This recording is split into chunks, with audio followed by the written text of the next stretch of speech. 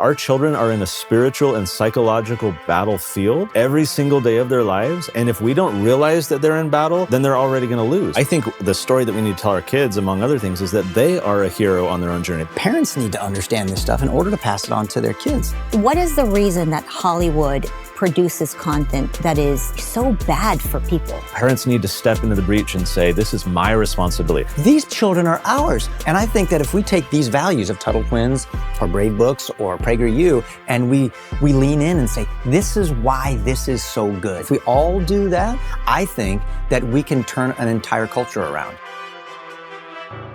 I'm so glad the three of us are sitting together. I think it's been long overdue, but the timing could not be any better. The three of us are in this world of edutainment, educational entertainment. We are trying to serve our children. We have a deep understanding of what has gone wrong. And I really want the people who are listening to learn from the two of you how you have started your journeys in the world of trying to fix this broken education system.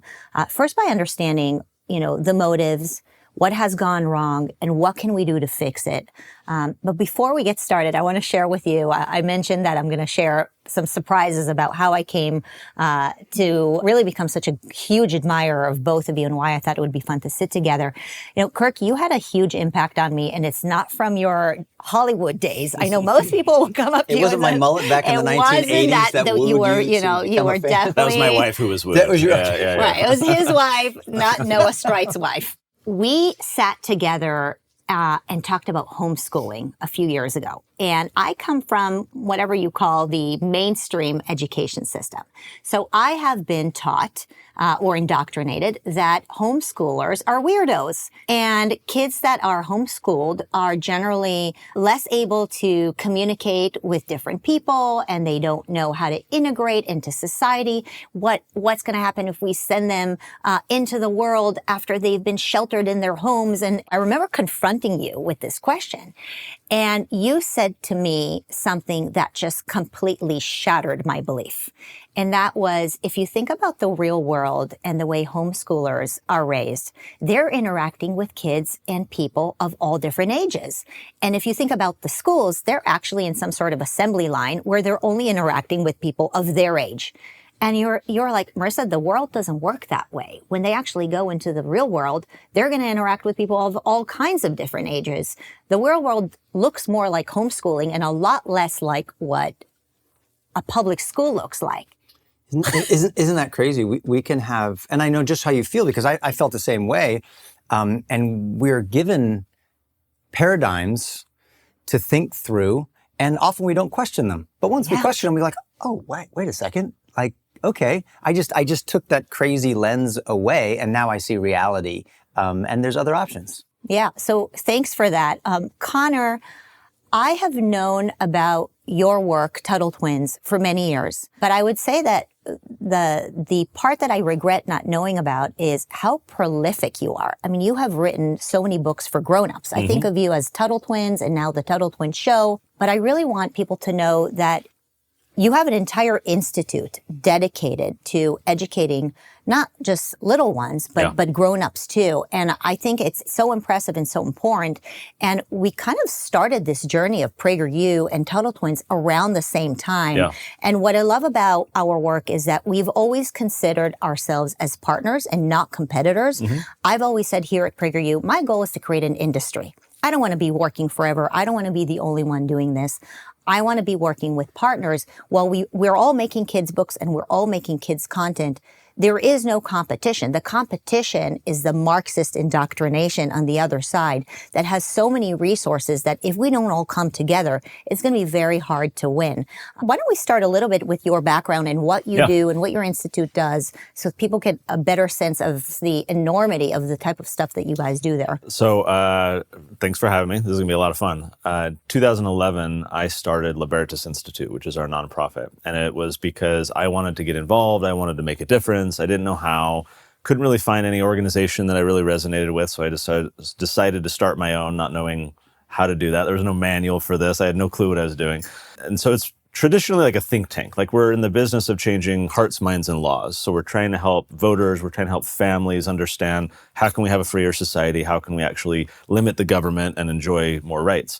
And along the way, I had 2 kids at the time. Let's see, they were about 5 and 3 when I went to Amazon one day in hopes of finding kids' books that would help me teach my kids about what Dad was doing all day long. Like, I was fighting eminent domain at City Hall. How do I teach my kids about property rights, right? Or how do I teach them about free markets or some of these values?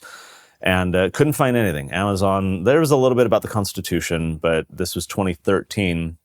There was nothing about these more like these principles, these values that we have. And I was floored. I was like, why? Like, this just didn't make sense to me that there was nothing. So talking with a buddy of mine who's our illustrator, my partner Elijah, we decided to just put out a book. And there was no vision of like anything that all of us are now doing, an industry, as you say. There was no vision of that at all. It was just a fun little project. But the response was so overwhelming. And to me, that was a signal of like, okay, we're on to something. We've found that little gold vein in the mountain that we need to now start to uncover a little bit more. And so we haven't looked back since. We sold over 5 million copies of our Tuttle Twins books now. As you said, we have a cartoon. But along the way, I've recognized that we're teaching these ideas. I think the magic of what a lot of us are doing with our books is that, yes, we're teaching kids, but the parents are learning as much as the kids are, because oftentimes they didn't learn in school. So I've now come to see our initiative or this industry as educating whole families rather than just trying to educate the kids. I love that. So good. Most recently, there was a video that went viral of, I guess, what you would call one of your disciples. There's the kid from Colorado. Jaden. Right? Yeah, this kid's a stud. He, for those who don't know, he was kicked out of school for having a Gadsden flag patch on his backpack, the yellow "Don't Tread on Me."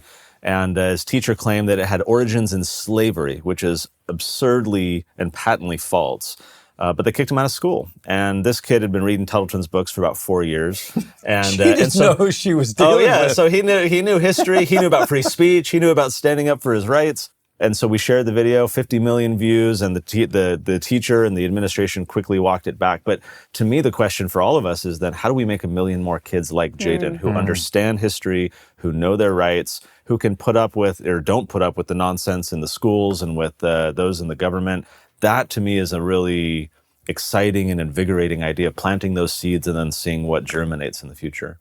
How do we make the virtuous something very attractive?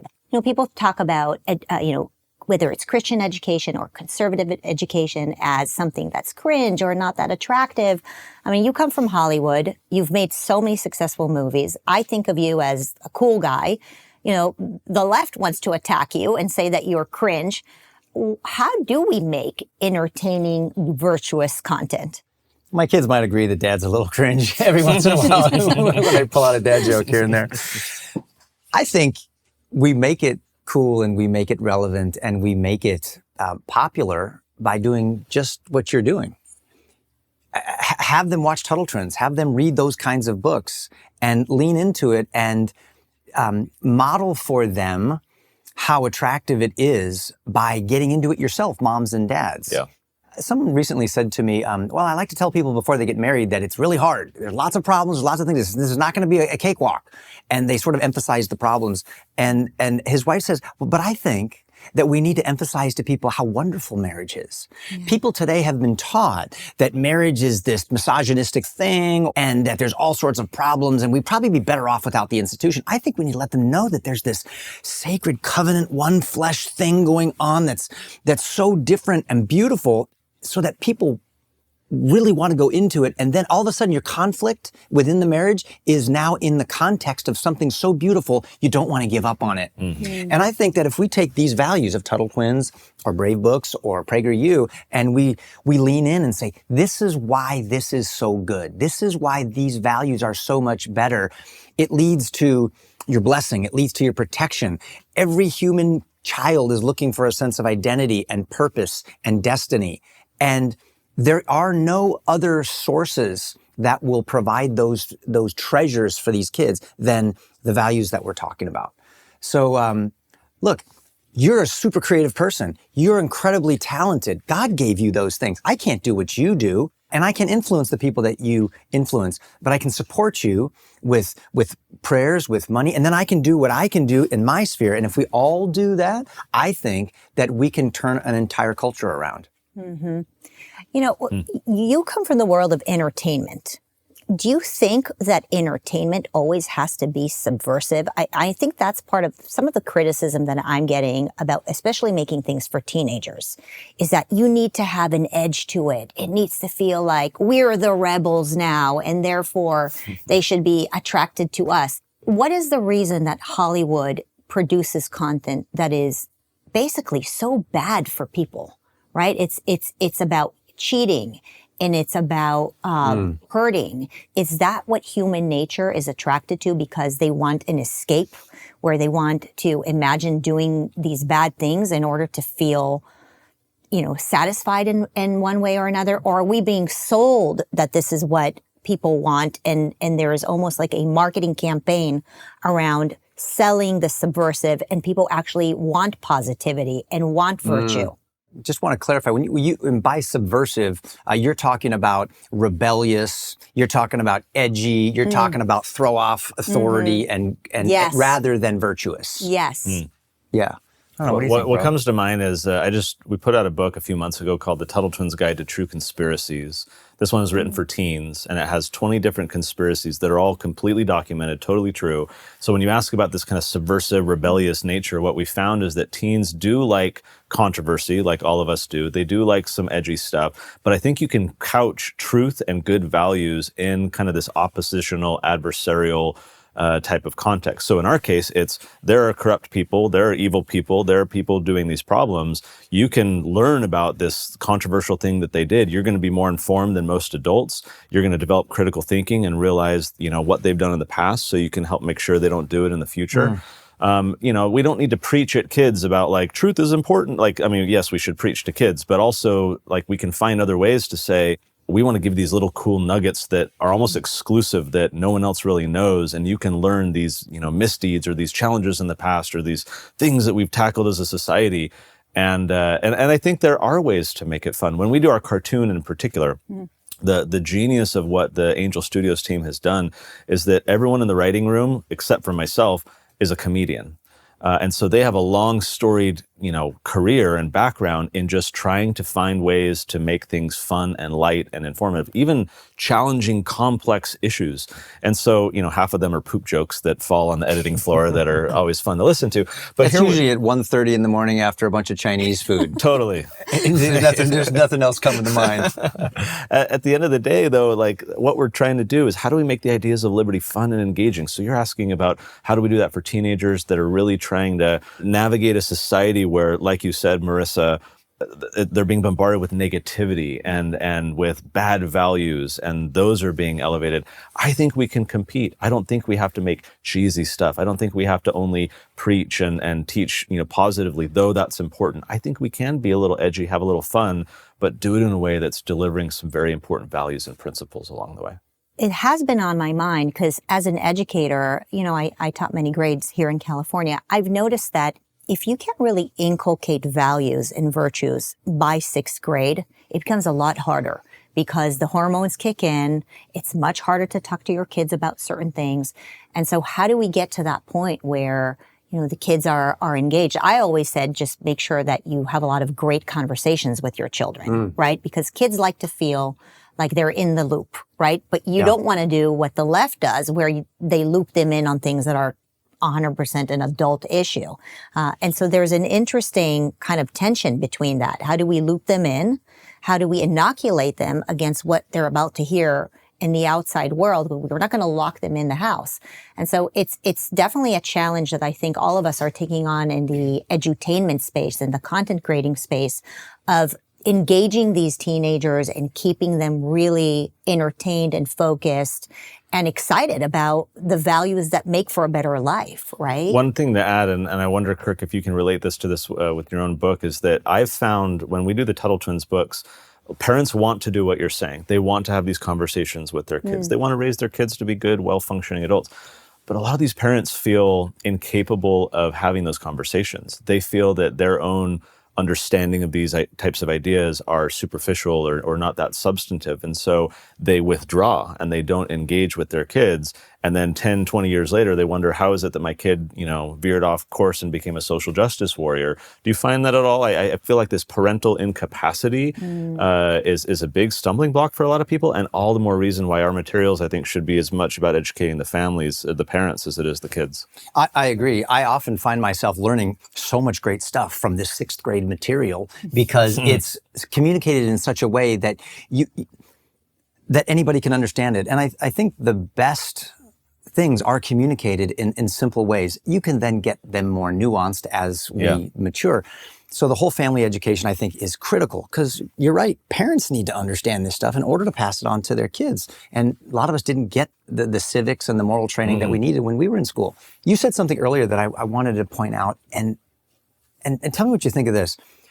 I think with regard to the kids wanting the subversive, they're after the rebellious, they want to dress all in black and, hey, I love Johnny Cash and I like a good black denim shirt too. But you know what I'm talking about, right? It's like the culture of death.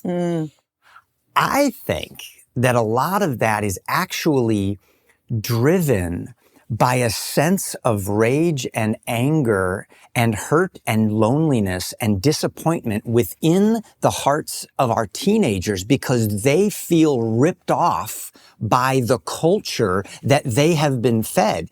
And the answers that they're being given to the questions that they have, big questions about peace in the world, about politics, about morality, about sexuality, about relationships, they're so unsatisfying and have led to such poor results that they're pissed. They're lashing out and they want to rebel, but they're not sure what to rebel against. And I think that what we can say to them is there is a real battle between good and evil that's going on in the world. And what you've been fed such a steady diet of through media, through your phone, through all of this stuff, is producing the feelings that you have that's driving so much of this subversive, rebellious hunger. And what you ought to do is subvert that and go over here to where the values are the ones that produce love, joy, peace, patience, kindness, goodness, gentleness, faithfulness, self-control, healthy relationships, and a sense of identity and purpose. Kids will then, I think, begin to hunger for those things and protect those things. And that's going to make better moms, better dads, and they're going to want to teach this stuff to the next generation. There is a place for rebellion and subversiveness. We just need to be disruptive to the forces of darkness and subvert them. And I think the way we do that is by correctly identifying for our children what's making them so angry. And it's these values coming in from the dark side. So profound. When you describe this, I can't help but think about your personal story because, we've known each other for a while. And when you're in that world of Hollywood, it seems like you kind of realize that. You kind of realize that you had this like God-sized hole in your heart and realize that you could find happiness through faith and making the right choices as opposed to going the way that, many of your peers in Hollywood have gone where they continuously searched for meaning in I guess what we were calling the subversive way. It probably took quite a bit of courage to say, I can actually raise my kids and educate them and homeschool them. I mean, it's not a typical thing in California to be able to make that kind of switch. When Connor talks about parents have been told that we don't know how to educate our kids, I can relate to that. I was an educator myself, and I remember sending these subliminal messages and oftentimes very overt messages to parents. You don't know what you're doing. Leave it up to us. Drop off your children. We're going to know how to educate them. We're going to know what's good for them. And so it's no surprise why we have an audience of Americans who think that they don't know anything. And even if they knew something, they wouldn't know how to converse with their kids about it. But you went through this pivotal moment of having to stand up against a certain culture that you were surrounded by. And you just did a 180 on them. I was an atheist, not looking for God. I just was like, I don't need a big wet blanket on all of my fun, not interested in religion. And I don't feel like I made a big 180 or found God in Hollywood. I don't think God was lost. I think now that I was lost, he found me, and I'm not alone sitting here in California as a conservative, as a man of faith, I've got someone pretty powerful who is leading the way. And so I think we can stand with heaven. We can stand with what's right. And that's what gives me my courage. I feel afraid. I feel scared at times when you look at the size of the opposition. But just like David understood when he fought Goliath, Goliath wasn't the giant. The rest of the army thought he was the giant, but David saw someone much bigger than Goliath, and that was the God of Israel. And he knew it was game over. And that's how I feel when you're on the side of what's good and beautiful and true. God already has led the way, and I think I know how the story's going to end. I just want to be moving in the right direction, and I can have courage. Connor, when we talk about parents not having courage to step into their kids' education because everybody around them is telling them that they can't and shouldn't, what are your thoughts on that? I think parents are capable of far more than they think they are, but I think it's also a problem where they have been misinformed about what it takes to homeschool. So you guys homeschool, we homeschool. I speak often at homeschool conferences, and my main message that I say, usually to the moms, because it's usually the moms that are kind of bearing that burden in the home of educating the children, is that too many women, homeschool moms, think that they need to be the knower of all the things, right? And they'll think, oh, well, I was bad in biology in school. Like, how am I going to, my kids are going to fall behind. I don't want my kids to fall behind. I want the best for them. Therefore, I shouldn't be teaching them because I'm not competent in X, Y, or Z subject.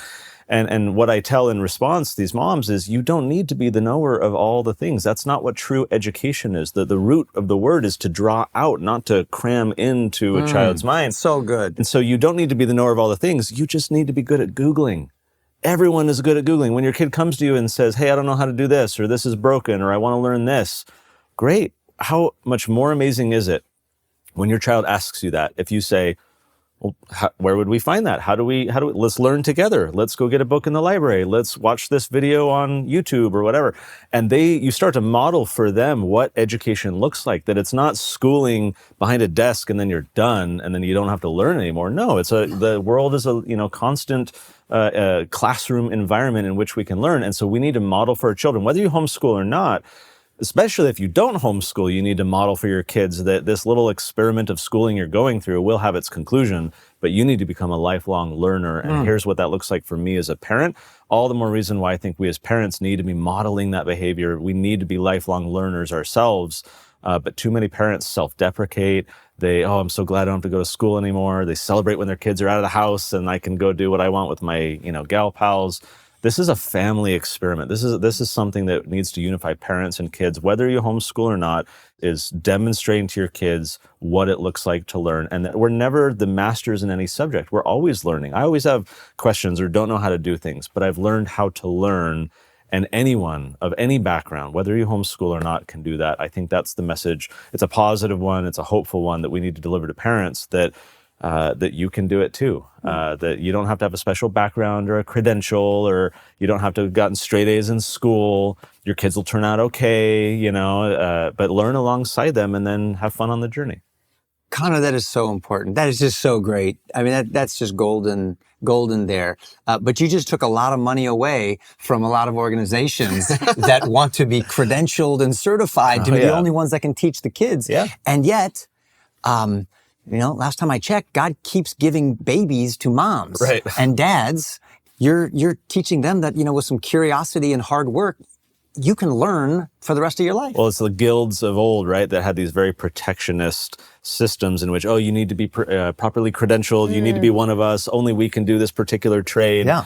It's a great scam if you can pull it off. Or the priests of old, like, you're not going to read the Bible, I'm going to read it to you, I will interpret it. Like, the silver lining of COVID, in my mind, is that the word has gotten out to so many parents that, like, there are alternatives, that you can do it too. When COVID first started, my wife did a little cottage meeting in our backyard because suddenly everyone in the neighborhood was homeschooling, and these moms are terrified and worried, like, how do I, what do I do, and what books do I use, or how do I, and but in reality, it's not that hard, and it's these these myths that have perpetuated for decades that you said a lot in your former profession. A lot of these teachers will maybe consciously or subconsciously perpetuate this narrative that we're the professionals, leave it to us. We're the guild of education, right? This isn't for parents. But now the word has gotten out that that's not the case. And we are now in an environment, we could talk education savings accounts with all these laws around the country passing, allowing parents to take their taxpayer dollars and go to schools, the explosion of micro schools, the explosion of homeschooling.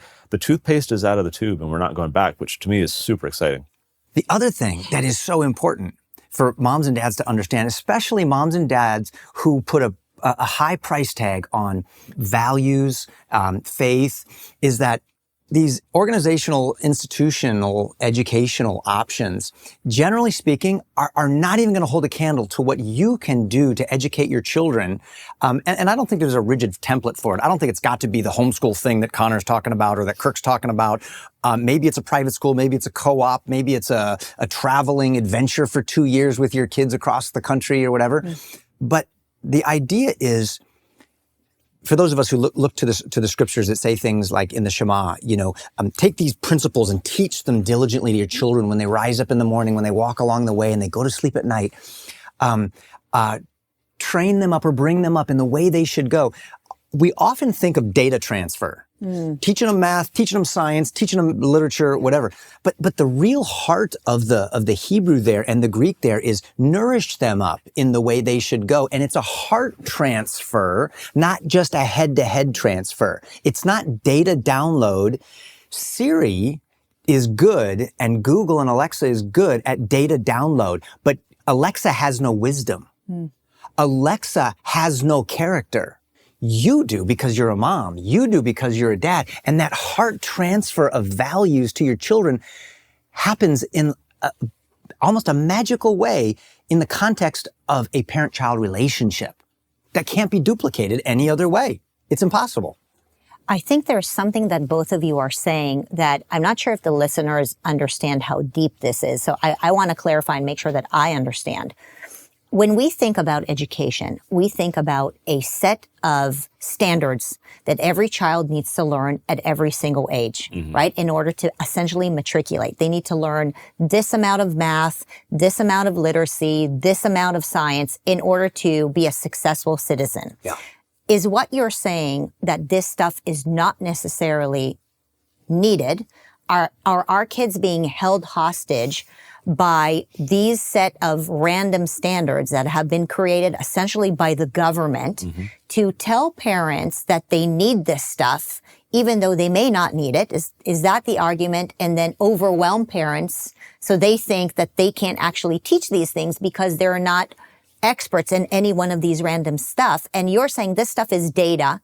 Some of the stuff they should know and some of it they shouldn't know. Is this the big scam? Is the scam that we've been told that they need to learn this bucket of content that we actually don't really need because the world is changing? Like, explain this to me, because, I mean, do you understand how huge this is?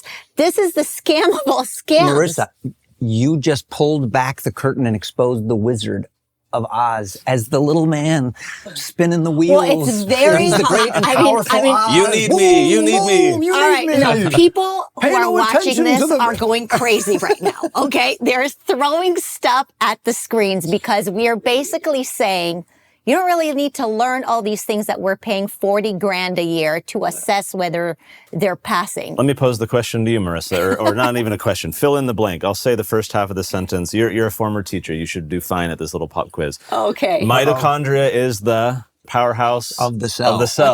Okay. Most of us had to memorize that in like third grade biology. That's the one or thing, whatever. the only thing we remember. Yeah, or like the quadratic equation, like all these things that are drilled into kids' heads. I remember when we first started homeschooling, as most homeschoolers do, my wife is like, well, what do we teach our kids? How do we do this? Yes. There's a book series out there that I don't want to like demean or attack, but it's called What Every Third Grader Needs to Know, What Every Fourth Grader Needs to Know. Hirsch. And it has, the whole series. And it has a lot of informative stuff. But I challenge its premise because not every fourth grader needs to know this packaged set of things in the same way at the same time. My belief, Marissa, is that education is far more powerful in the informal moments of life than it is in the formal moments of life. When you sit a kid down and say, here's your worksheet, Here's your assignment. Here's your curriculum. I'm basically forcing you, even if you're homeschooled, like I'm telling you, you're going to learn this stuff. Compared to, I'll give you a little story. We had a dad reach out to us a couple months ago, and he was in the car listening to like NPR, and this panel of people was talking, including an economist from the local university. They were talking about inflation. Hot topic. Everyone's talking about this right now. And they're all talking about, why is inflation happening? What's causing it? And the economist, a credentialed economist from the Guild, right, says to the listeners of the radio program, including this dad and his children in the back seat, well, I'll tell you why inflation is happening. Have you seen the price of all these Taylor Swift concerts? The tickets, they're astronomical. People are spending a lot of money. It's heating up the economy. We just need to slow things down so prices don't rise. To which the 9-year-old daughter in the back seat chimes up and says, that's not why inflation's happening. It's because the Federal Reserve is printing a bunch of money.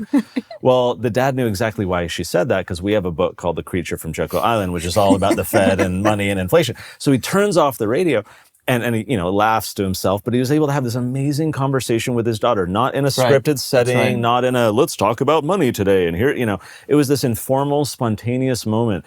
And as he tells the story, it's very clear to me that girl will remember that conversation and that insight and observation for a very long time. I think what we as parents need to be doing, again, regardless of the schooling situation that you have with your kids, is exploiting those informal moments, leaving good books out for kids to just stumble upon, looking for the little moments in our daily life where we can hook in some value or some observation. That's going to, I think, sit in their hearts and in their minds far longer than formal curriculum that we put them through. Kids have a natural curiosity about things, and when they're interested, they find out how to do it. They figure it out and they get it done. I think that we should give kids an education that liberally covers all different topics, and so that they can say, oh gosh, I didn't know I liked agriculture so much. I mean, gosh, I want to get into regenerative farming and do that. I never would have known if I hadn't taken this class.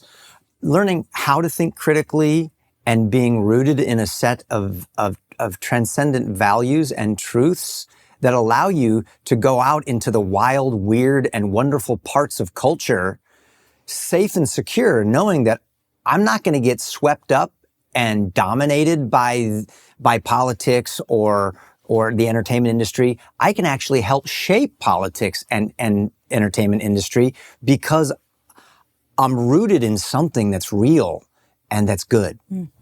Okay, so you're basically saying that we don't need to worry so much about a body of knowledge that a child, let's say, needs to learn by a certain age or a certain grade.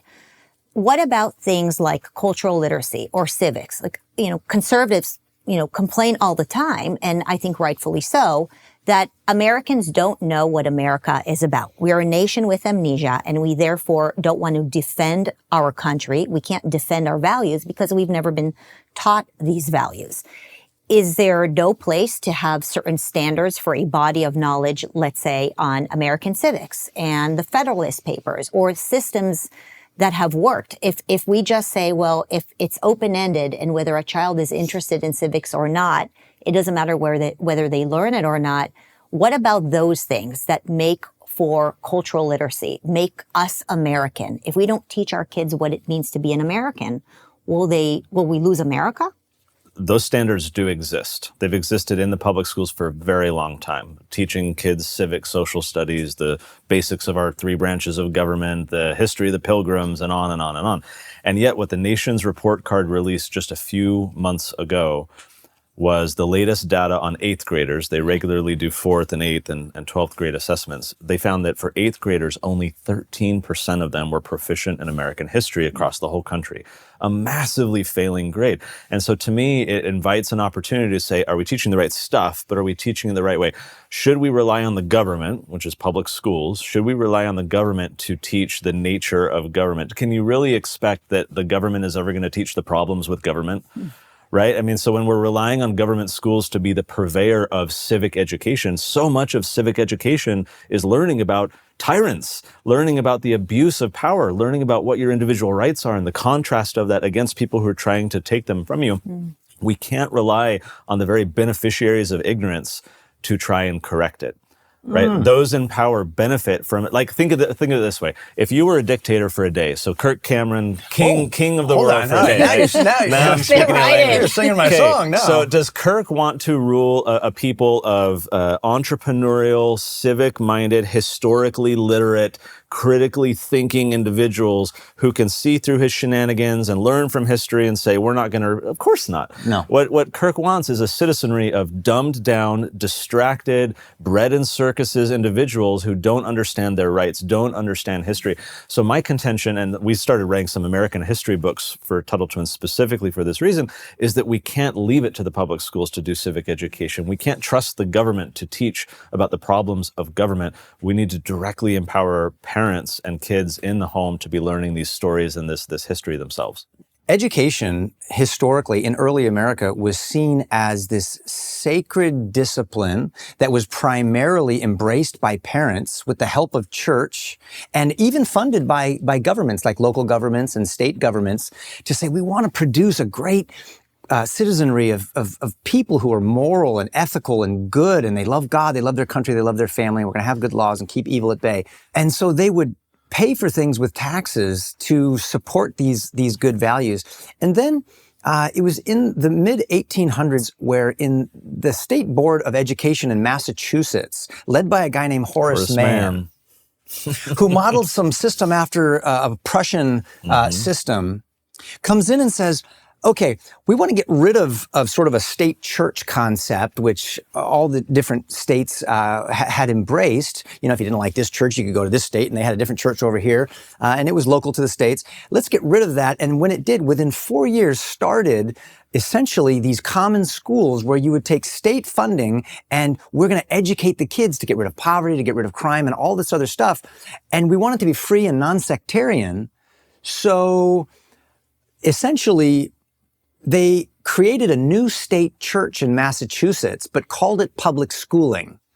And now the values of whoever's running it, the government, now becomes the transcendent authority that establishes all the values that have led us to all of this coming out from Scholastic, where we have twisted, perverted, confusing things for children, but it's all okay because it's coming from the state boards of education, from the guild, from the credential. And it all comes down to, what's the whole thing rooted in? What are you tying all of this truth and morality back to? Is it your own ideas? Is it somebody else's ideas? Is it the scriptures? In early America, 1647, they had an act called the Old Deluder Satan Act. This is 25 years after the Pilgrims get here. And what do? They have an act in Massachusetts that basically says, since we know one of the old tricks of the devil is to keep the knowledge of the scriptures from people, we are going to pass an act that says if you have 50 or more families in your town, you need to appoint somebody amongst yourselves and pay to have that person teach everybody how to read. So that way they'll never be ignorant and illiterate. Well, that's how much they valued their anchor, which was the scriptures. A moral code from Moses that's been around for thousands of years and produced the freest, most prosperous, and moral value systems in the world. This is what our country is ultimately built on. And when you get people coming in and replacing God and His Word with a government, and now everyone's looking to public school, public health, all these other things to be provider, protector, and sustainer, all of a sudden, you haven't really created a secular society or public schools. You've just swapped out one orthodoxy for another, one God for another. And the public school in a secular society has just become the new Orthodox Church. Well, can I build on Horace Mann? Another name you're familiar with is John Dewey, who during the Progressive era wrote many books, including My Pedagogic Creed. Here's a guy who was a secular humanist. He did not believe in God. And yet in his writings repeatedly, he says things like, teachers are the prophets of the one true God. Well, why would someone who's a secular humanist use language like that? To him, government was the God. The state was the deity. The prophet, the teachers were its prophets and its emissaries to the people to convey its ideas. I was speaking with a group of parents recently, and a mom during the Q&A said, she listed off all these problems, critical race theory, Common Core math, social emotional learning, gender battles in the library books and everything else. And she said, the schools are broken. How do we fix them? I politely disagreed with the premise of her question. I don't think the schools are broken.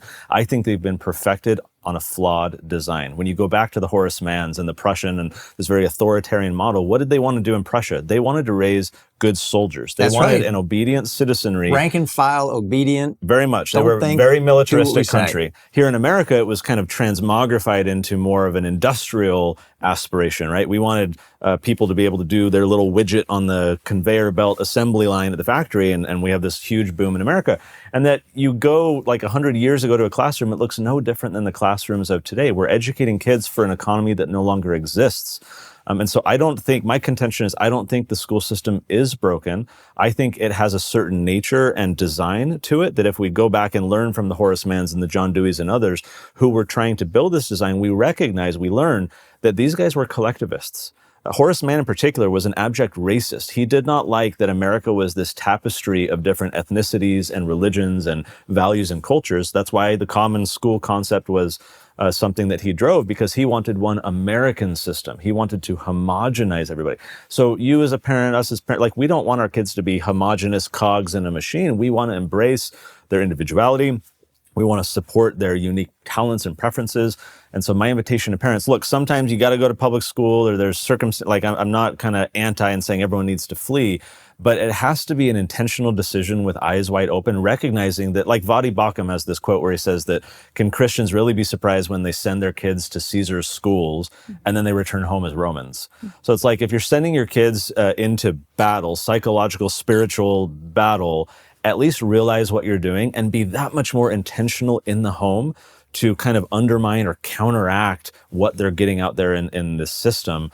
The problem I think we face is a lot of parents just think of it as a delegation. They do the schooling, I do the fun or the discipline. Or I feed them and bathe them. I feed them, that's it, wash my hands. No, parents need to step into the breach and say, this is my responsibility. I may get help from other people, I may outsource it or get some delegation going on, but it's my responsibility. I have to be engaged in the formative upbringing of my children rather than surrendering it to people who probably have wildly different values from what I do. Wouldn't this be a crazy concept? What if the government actually saw all the children as belonging to them and they wanted to actually just have you put a roof over their head, feed them, make sure that they're getting good sleep so that you could send them back to them to be brainwashed into becoming little lemmings for the government state? And have you pay for the educators? Well, why are you saying what if? That's actually what's happening. Sounds like a dystopian That's novel. exactly what is happening. We're actually paying for the very things that we're saying we're enraged over. So here's what I want to say to all of the parents. And these are good parents. These are concerned parents, responsible parents showing up at school boards. And we've all seen the videos where they're railing on the school board going, this is the stuff that you're showing. And they start to read it and the cop comes over and shuts it down and says, you can't do that. It's inappropriate. But wait a minute, this is for the kids. This is in the library. What I want those parents to do is say, wait, stop.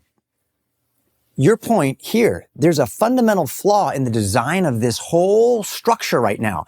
I want the parents to turn their back to the school board and face all of the other parents who are sitting in the seats behind them and say, what are we doing? Leave. These children are ours. Why are we trying to convince these guys? Let's take our children home. Don't drop them off here for 7 hours a day. This is on us, guys. Yeah. Not on them. Especially with the colleges now, right? Where That's right. it should be so easy to just leave. You don't even need the babysitting anymore. Yeah. They're at least living out their worldview. Right. They're at least living out what they say they believe, and they're doing a really good job. And we're accomplices to it, sort of unknowingly or just ignorantly. I think what we need to do is say, who are we? What do we believe about children and education and culture? And let's live out what we believe. And we need to help each other because we've been duped for a while. So let's get together in community, sit around the campfire, get back to the basics and say, who are we and what do we believe? Yeah. Get out my Declaration of Independence or my Constitution or my Bible and say, let's just read and talk together. And I think we can make huge headway. Kirk, you bring up the issue of indoctrination. So we have been attacked for indoctrinating with pro-American conservative ideas. I don't know if you all know this, but we now produce content that is available for free as an option for teachers to use in schools. And there are actually many states that have partnered with us and said, yes, you can make a choice, because we're obsessed with choice here, make a choice to use any of PragerU's free content in schools. And the media and the teachers' unions and all of those who don't believe in freedom of choice have been attacking us, saying PragerU is indoctrinating. This word indoctrination is part of a list of this word game that the media and the left have been using in order to manipulate and scare us out of action. And I'm just curious, what are your thoughts on this word? I'll say this, that when we started Tuttle Twins, I shied away from the term because we similarly would get criticized. How dare you teach kids about free markets and money and entrepreneurship? Wait till they're adults. You're indoctrinating them with your more libertarian, center-right point of view. I no longer shy away from the term. I fully embrace it because to me, as we were talking before recording, indoctrination is really just teaching doctrine. And kids are going to learn doctrine from some source. They're going to learn a worldview and a lens through which they look at the world. Christian, Jewish, conservative, religious parents, they always will consistently take their kids to Sunday school or have the little, Bible for kids and cartoons. And none of these parents question transmitting their religious values to their kids. What I have seen over the past decade of doing this work is a lot more hesitance from these parents in transmitting their political, civic, economic values and understandings to their children. Again, going back to what we said earlier, I think a lot of them, it's very superficial. They don't really understand, therefore they don't, whereas they understand far more about their religion. Similarly with the word propaganda, it's a very pejorative term. We think of the Nazis and Goebbels and all these guys, but at its simplest, propaganda is just the propagation of an idea. And so to me, the doctrine or the propagated idea really just comes down to the war, the clash of ideas. And those of us who believe in freedom, need to be competing for the hearts and minds of our children by supplying them with these ideas in formats and ways that are going to be appealing to them. Otherwise, we're just ceding, control and influence to people who have totally different values. So I say, bring it on. Yes, we're indoctrinating. Yes, we're propagandizing. So are you. So are they. So is everybody. To your point about the public schools, the government is conveying this quasi-religion. At the end of the day, someone is teaching that something is truth. And if we don't get in there and compete in that conversation, we're going to lose. So why not compete? Yeah, much of the criticism against us has been, well, if you're teaching that capitalism is good, in order to not indoctrinate, you should also teach that socialism is good. And then, I'm like, what? Equal airtime for different ideas, right? That is the way to make them happy. Yeah. You seem like you had a That's reaction why we should have that. straight month in schools too, with our own flag. Exactly. For all the straight guys who want to really teach that, and let's do that. Masculine Men Month. Well, of course not. We're not. That would be wrong. That's right. So it's always this double standard. In fact, I've been trying to point out the double standard when it comes to reading children's books in libraries. You can read these books and you'll get awards. For reading these books. This one here. Welcome to St. Hell, My Trans Teen Misadventure. Now, in this book, produced by Scholastic, there are pornographic sex scenes as well as pictures of how you can inject yourself with hormones and girls can turn themselves into, modestly equipped boys by doing certain things and hide all this from your parents. This is all being inclusive. This is all being compassionate. But when I want to go in and read a book like this, which is about love, compassion, joy, and peace, that is indoctrination. And I say, well, wait a minute. I think we're playing a word game here. I thought the name of the game was diversity, equity, inclusion. Why are you only wanting one kind of book? That's not diversity. Why are you not letting me come into the library? That's not equity. And you're excluding me and all these hundreds of parents standing outside in the parking lot from coming in because you think they're a bunch of terrorists. We have to also recapture the language and understand that words are very, very powerful. If we're going to speak the truth to people and speak it in love, you have to be rooted and grounded in what is truth and what is love, or else you're going to let others make you believe that you're a bigot, that you're a racist, and that you're a hater, when you're not. Your books were banned from libraries? Yeah, these books, when I wanted to read them publicly to children in schools, we were turned down by libraries that had previously held drag queen story hours for children. And the reasons is like, well, we have a community of love and inclusion here. We don't want you in. Because you're a Christian?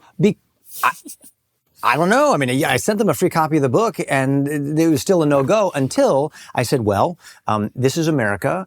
You're engaging in viewpoint discrimination of the worst type. It's because you think that this has some religious content to it. And I'm prepared to assert my rights in court.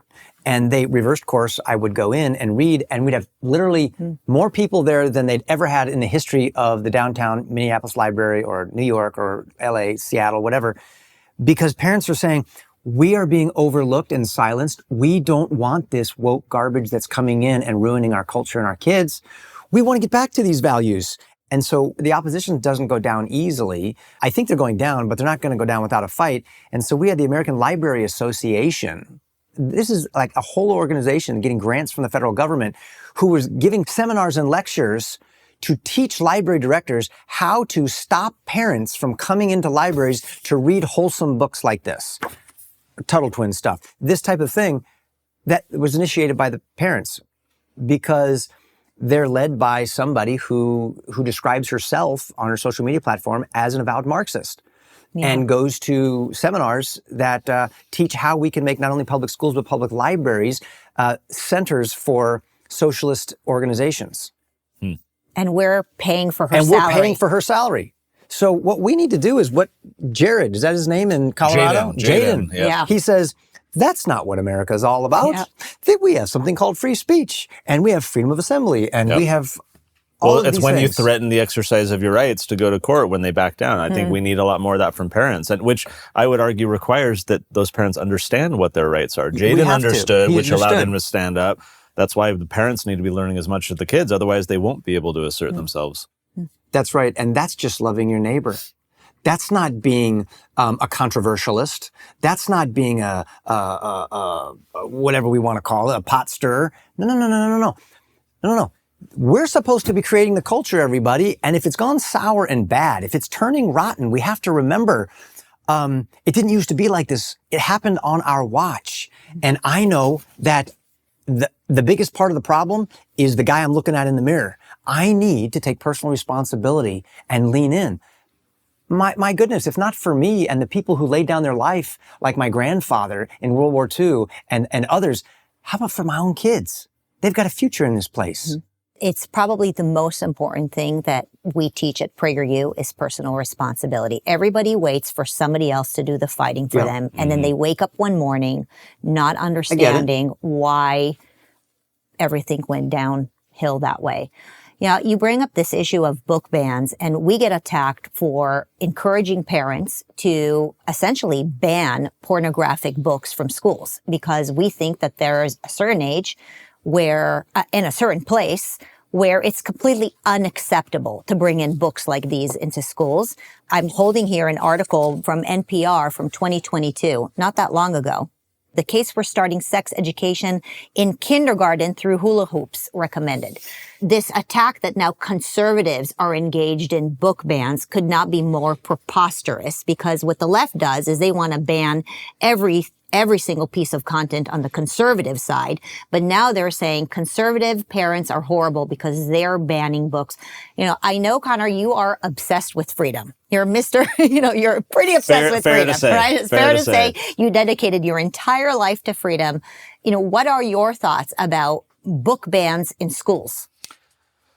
Perhaps an unconventional one, and that is I think it's missing the mark of where the real problem is. We've talked a little bit about this already. If you're talking about book bans in schools, what you're really talking about is who gets to have the levers of power to determine what books are in there. And so when the context of what we're talking about is a public or a government school, that is inherently a political process. And people of wildly different political and faith backgrounds or of no faith or whatever all have as much right as you or I do as taxpayers to contest what is happening. So you might lament that the community makeup, because people are moving in from some other neck of woods, that the community makeup is changing, and now the people who disagree with you are more in number, and therefore they can go to the school and say, we want the boys to be able to compete as girls in sports, or we want these books in libraries. When we're admitting that it's okay to have education be a politicized process, I think we've already lost. You've already lost the battle. It's just a matter of time. Absolutely. So to me, again, I don't want to demean anyone who sends their kids to public school. I call myself a product of the public school system. My parents, like you, thought homeschooling was weird, and so they never even entertained the idea for me. But to me, I think we need to rescue a lot of these kids who are in an environment that is extremely political. My family, for the better part of a decade, have been part of a homeschool co-op. Bunch of families coming together, share resources.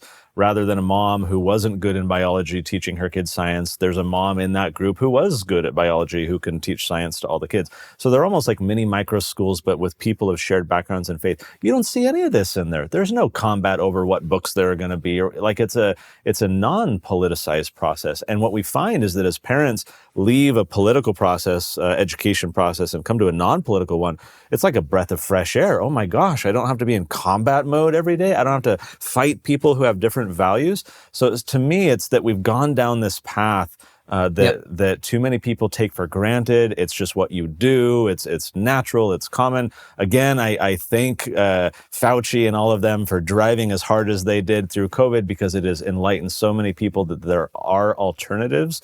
And again, even at the end of the day, if your kids are going to public school and that's the environment for you, I think intentionality is key. I'll share a very brief story to support that. After the Hungarian Revolution, the Soviets came back and crushed the rebellion. It was only a few days old. These people started a radio station. They were really trying to form a new government because they had repelled the Soviets. But the Soviets came back. They crushed the rebellion. All thousands of families fled Hungary and went over into Austria, crossing the bridge at Andau. And in Austria, there were all these interviewers, journalists trying to, hey, tell us your story. We want to learn what's happening in Hungary. And there was this family that had two little kids. The 11-year-old daughter, Vera, was kind of a spitfire. She was, those teachers are liars. They were, propaganda in the classroom. I didn't believe any of them. And this girl is, interviewers like, wow, they turned to the mom and they said, how is it that you have a daughter that's like this? Because all the other families that we've talked to, the kids are sunken, hollow versions of themselves. They've been dumbed down, but your daughter's on fire. What's going on? Mrs. Hadjock's reply, I'll never forget it. She said, every night after the power went out, we would go down into the cellar and we would read the Bible together as a family, and we would wash our children's brains of all the filth that had been put into them that day in school. It's that daily act of intentionality that I think parents, regardless, even if you homeschool, you still need to be intentional, because your kids are getting it from peers and social media and everything else, right? It's the intentionality of the parents. It's realizing that this is a daily battle, that our children are in a spiritual and psychological battlefield every single day of their lives. And if we don't realize that they're in battle, then they're already going to lose. We need to fortify them with body armor, with weaponry, knowledge of the enemy, how to defend themselves in this, war that they're in. And I don't love using the war language, but the stakes are very high.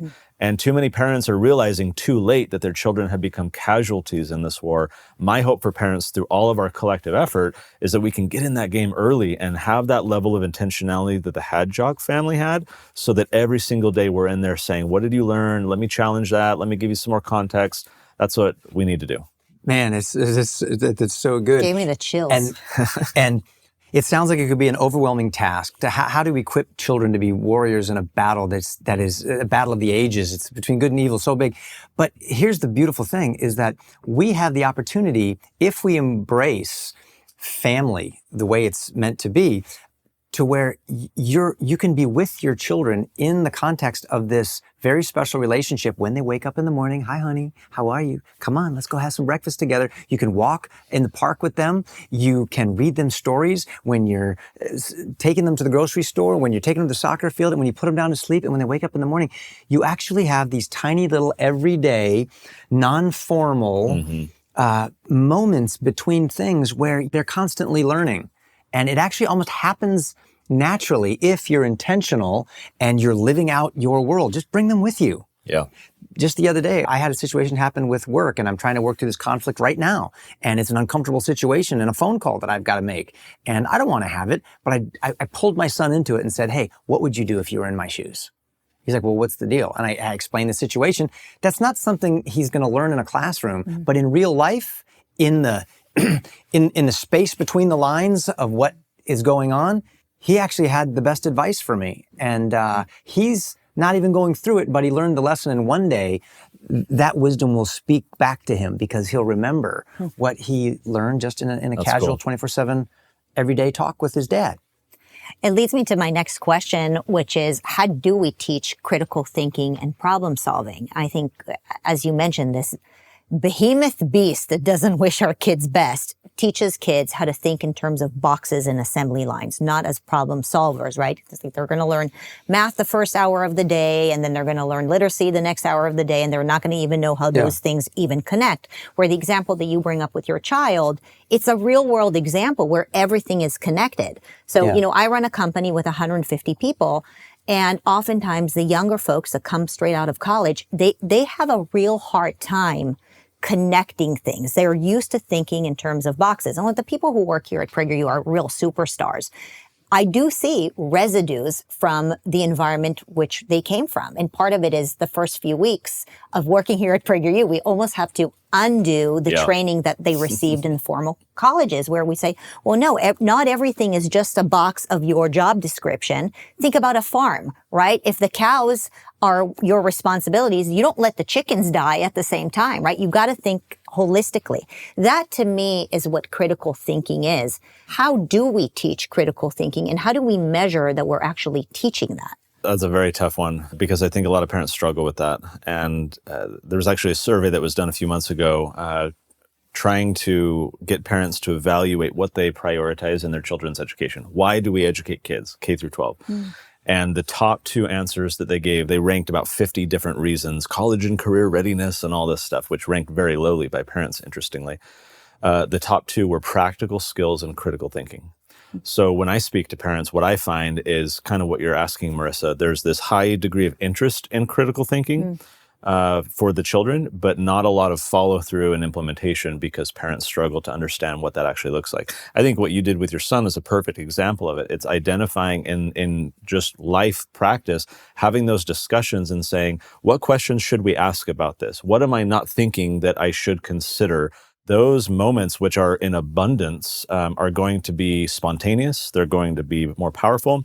We had a parent email us. They were walking through the grocery store chip aisle, and it was a dad and a daughter. And the dad turns around, his daughter's no longer next to him, looks back, and the daughter's standing in front of the potato chips. He walks back over to her, honey, is there a problem? And she's staring, she's like, Dad, I get it. I now understand, this is a wonky term that we use in one of our books. She says, I now understand spontaneous order. And it's this economic principle where for, let's say, potato chips, there's no president of potato chip production saying we need this many wavy and this many ridged and this, many baked, right? That's the spontaneous order of a free market where individual choice leads to abundance and prosperity and variety and everything else. And so this girl had read in our book this principle that probably at the time was maybe abstract or not as relevant for her. But here she is having this moment where she finally has that light bulb aha of like, oh, that's what it means. Like there's no one in charge, and yet we have all these amazing things. That's how the free market works. And the dad, again, was like with the inflation story I shared earlier in the car, the dad was able to build upon that and challenge her and say, well, what would happen if there was a potato chip czar? Right? What do you think would be the end result of that? Or, why do you think in the past when there has been central planning of an economy that there haven't been abundant resources? And starting to just ask those questions. So again, for parents, like to be a good homeschooler or a good educator, all you have to be is a good Googler. I think every parent can improve and do just fine in asking questions. The Socratic method of education, right? Rather than, I'm going to teach you all these things. You're a fourth grader. Every fourth grader needs to know this. So do all these things and read all this stuff. No, just ask your kids questions, challenge them. Especially as they get older, they love to have an opinion. They love to tell you what they think. Lean into that. Don't resist it and be like, oh, I hate being asked why. I was asked why 18,000 times when you were younger. So just go read and learn. And no. Instead, ask questions, engage in dialogue, just like you did with your boy. I think that's how you develop critical thinking. You don't need a critical thinking curriculum. You don't need a guide and a workbook.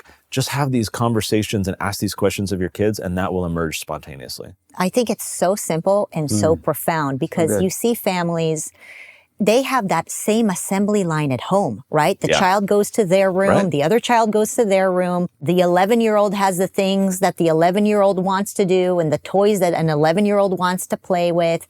And that siloing and boxing within the home is another one of those examples of how you don't get to really, create that Venn diagram of life where things kind of overlap.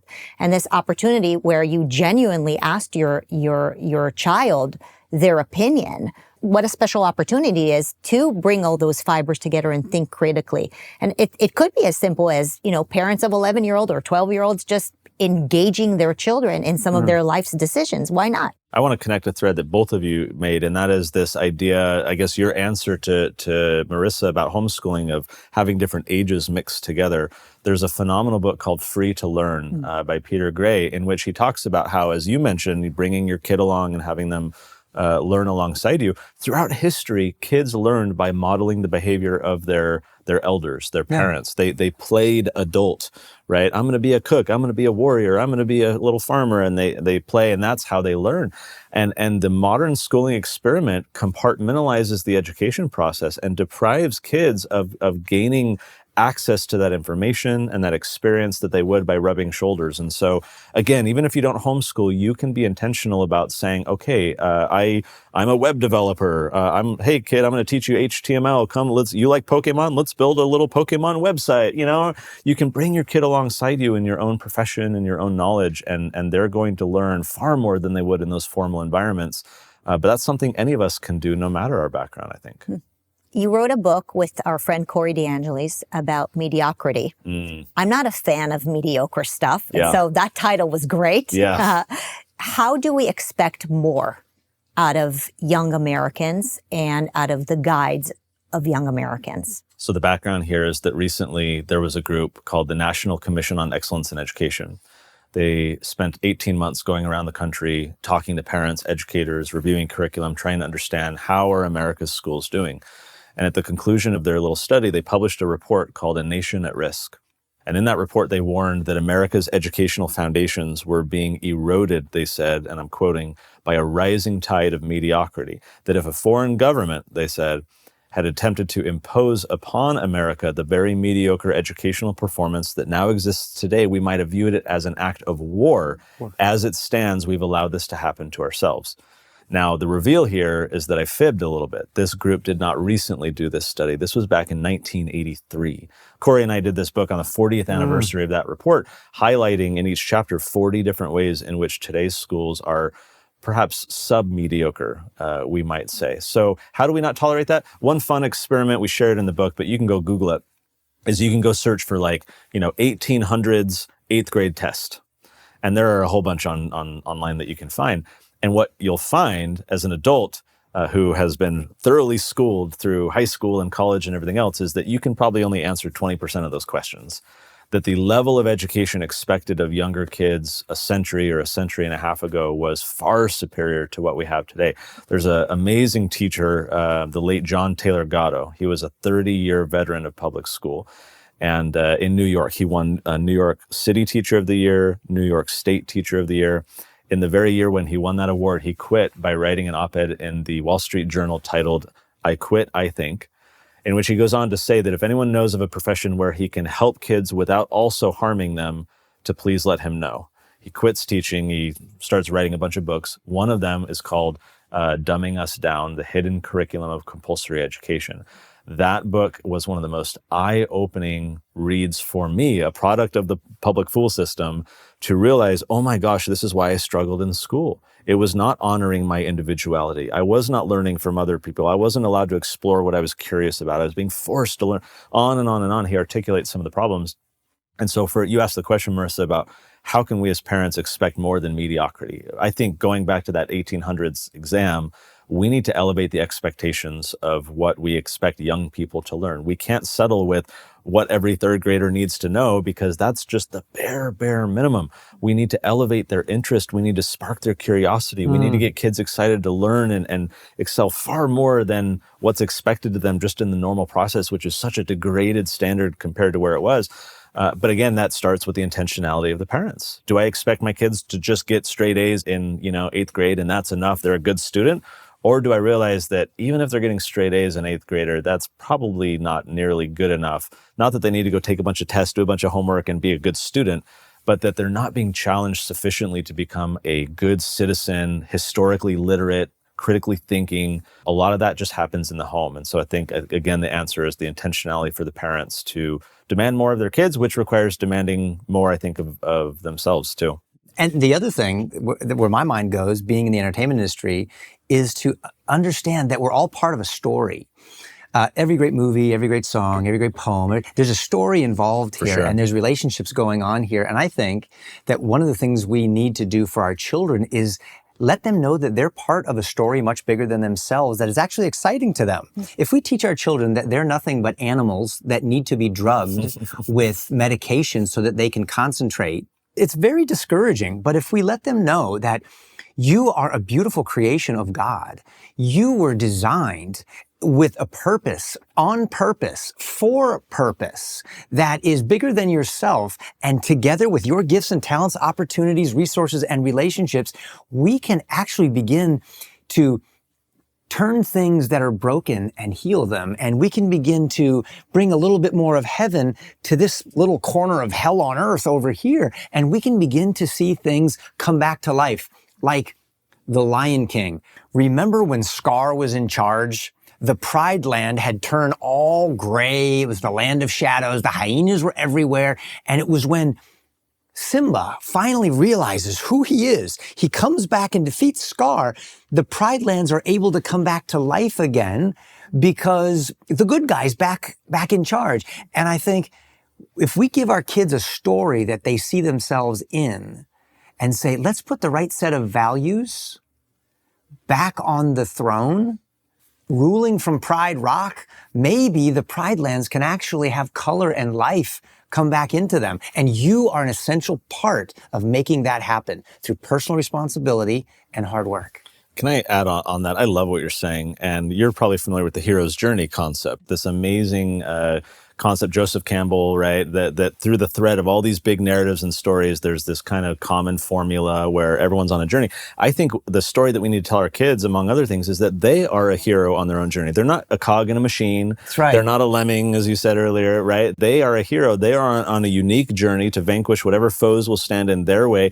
As their parent, a parent of my two kids, I have no idea what that journey is going to be, right? And so they need to get a tribe, a council of supportive, colleagues and friends around them to support them in that journey. That's very invigorating that the kids can go vanquish those foes, and we'll be there to support them. And I think that's where the fathers of medicine, the fathers of science, the trailblazers, that's why they did what they did. Why would somebody dive into the world of medicine when they just thought these were, these diseases came from demons or they came from bad spirits and other kinds of things, or digging into technology or thinking that you can explore the pathways of the sea or go out and figure out what a black hole is and go to the moon. These disciplines came from men and women who were inspired by a much bigger story that God made a whole world for us to explore and to exploit for good and truth and beauty. And so it compelled them to rise above mediocrity, to use the word you're talking about, and strive for excellence.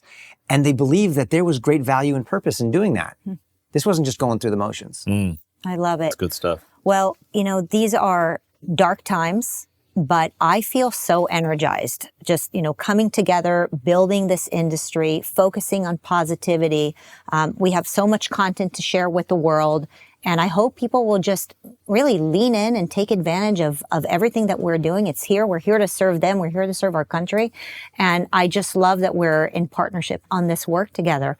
America has gone through tough times before, and we persevered. And I believe in us. I believe in the American DNA. And I think that there is a great revival here. And I just look forward to continuing to serve alongside with both of you. Thank you. And thanks for having us. This was a great conversation. Yeah. Thank you. Thanks.